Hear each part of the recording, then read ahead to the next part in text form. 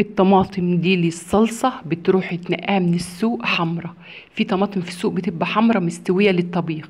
هاتيها ونضفيها واغسليها وفتحيها كده عشان لو لقيتي في قلبها حاجة وحشة. وبعد كده هتحطها على النار. ممكن تجيبيها وتقطعها كده وتحطها في الاكياس تعينها في الفريزر على كل طبخة على قد ما هي، وتحطي في الاكياس. تخرجي على قد الطبخة الكيس من قبلها بساعتين يفك. بعد كده هتحطيها على البوتاجاز تغلي، حطيت لها كوبايه ميه سخنه.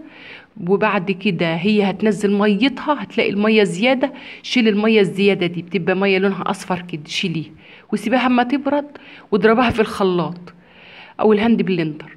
وبعد كده تصفيها بالمصفى عشان القشره اللي فيها والبذر اللي بيبقى فيها دي. ممكن تجيبي الطماطم وتقطعها قطع وتعينها في الفريزر في الكيس، ماشي. تضربها في الخلاط وتعينها برضو في الكيس، كل كيس على قد الطبخة، مفيش مشكلة. تسويها كده زي ما سويناها، مفيش مشكلة. عايزة تعملي منها تسبيكة للمحشي، يعني زي ما عملنا كده، وبعد كده تشيلي جزء منها تعملي له بصل وتسبيكة للمحشي وللطبيخ الخضار، اعملي قدامك ده وقدامك ده. بعد كده تجيبي معلقتين سكر ولا معلقة سكر كبيرة ومعلقة ملح وشوية زيت، وسيبيها تغلي براحتها خالص لما تنشف. تشيليها تفضيها بعد ما تبرد، تفضيها في الاكياس، كل كيس على قد الطبخة اللي هتعمليها. او هتحطيها في برطمانات ازاز.